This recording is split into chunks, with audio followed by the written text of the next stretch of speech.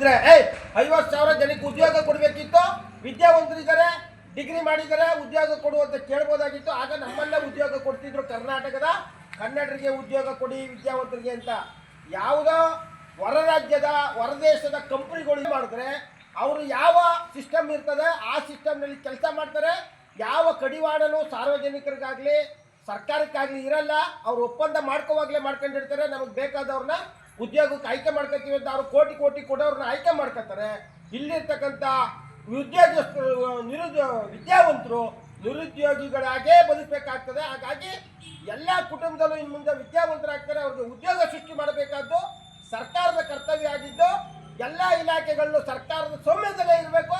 ಸರ್ಕಾರದಿಂದಲೇ ನಮ್ಮ ಕನ್ನಡಿಗರಿಗೆ ಉದ್ಯೋಗವನ್ನು ಸೃಷ್ಟಿ ಮಾಡಿಕೊಡ್ಬೇಕು. ಈ ನಿಟ್ಟಿನಲ್ಲಿ ಏನು ಟೆಂಡರ್ ಕರೀತಾ ಇದ್ದಾರೆ ಅದನ್ನು ವಾಪಸ್ ಪಡಿಬೇಕು. ಆ ಮುಖಾಂತರವಾಗಿ ಜನರಿಗೆ, ದಲಿತರಿಗೆ, ಕೂಲಿ ಕಾರ್ಮಿಕರಿಗೆ, ಯುವಕರಿಗೆ ಉದ್ಯೋಗವನ್ನು ಸೃಷ್ಟಿ ಮಾಡಿಕೊಡ್ಬೇಕು.